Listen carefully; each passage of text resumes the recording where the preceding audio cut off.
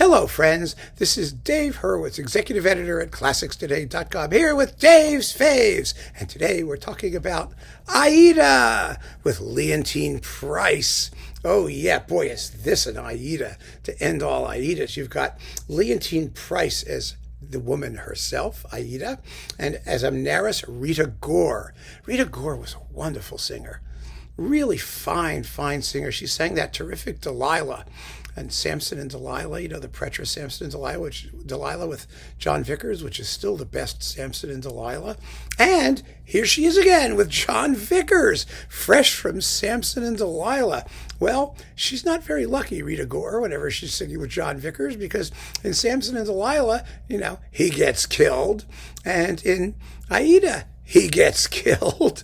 But she's a terrific Amneris. She really is. I mean, really passionate and intense and noble at the same time, with a voice that's rich and full of power. It's just marvelous. And Amonasro, Aida's dada, Papa Aida, is Robert Merrill. The wonderful Robert Merrill, fresh from, singing the Star-Spangled Banner at Yankee games and things like that, which he also did regularly here in New York. He was a real New York icon.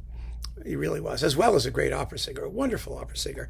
And you do have Solti, who you can always count on for being exciting in the theater. I mean, he really is, with the orchestra and chorus of the Teatro dell'Opera di Roma, which is authentically Italian, which means at this point, which was in let me tell you, it was 19-something. It's let's see, Decca always tells you what year this was, usually 1962. So it was 1962. They were a little screechy in the authentic Italian tradition. I like it. I mean, they're brash and bold and bright and perky, and it's just wonderful. And the chorus screams and jumps up and down and carries on. It's just fantastic. Aida was the first opera I ever saw live at the Met with Leontyne Price. Now, that's not the reason I chose her for this Aida. I chose this Aida because of the amazing singing. Now, there are a few Aidas that I adore. The other major one is Muti's with Caballé, which is equally fantastic, I think. It really is. Some might like the conducting even better. It's certainly sharper. But I will say, for just plain wonderful singing, I mean, especially Vickers as Radames, who's a real heroic tenor, it's just marvelous. And there's so much beauty in this opera. People take it for granted. It really do, because, well, it's played every 15 minutes, and it's like everybody's first opera, for example, like mine. And it's very, very easy to be seduced into believing that it doesn't have musical substance. It has enormous musical substance.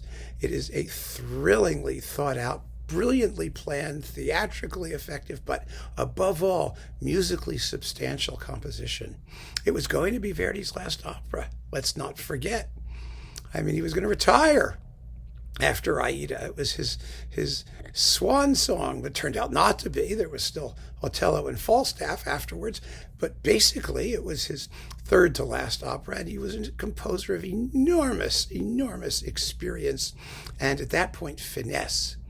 And it seems to me that one of the things that fascinated me about this is that, this was one of the operas that did really well in German-speaking countries.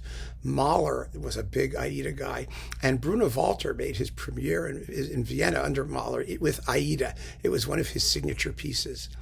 And it says something when the Germans get their hands on it, if they really like it, that, there's maybe some kind of, it has that intellectual element, that Germans are always looking for. I'm not saying it's better because it has that intellectual element. Sometimes the intellectual element is nothing but pretense and emotional sterility. But in this case, it's not, because it's not just that the piece is quite symphonically woven together. It has an emotional immediacy that's really exceptional. And Mahler was so hooked on the final scene of Aida, the death scene, the entombment scene, that he quoted it in his Kindertotenlieder, the fourth of them.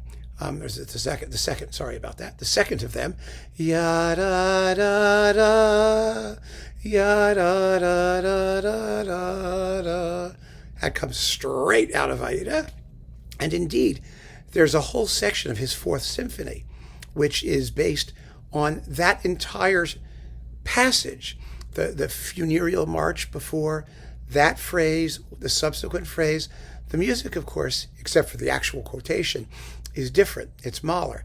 But the shape of it and the structure of the entire passage is identical. And you know that this was in the back of Mahler's mind, which I think is a fascinating commentary on, first of all, how important Italian opera was to German composers, even though they didn't want to admit it.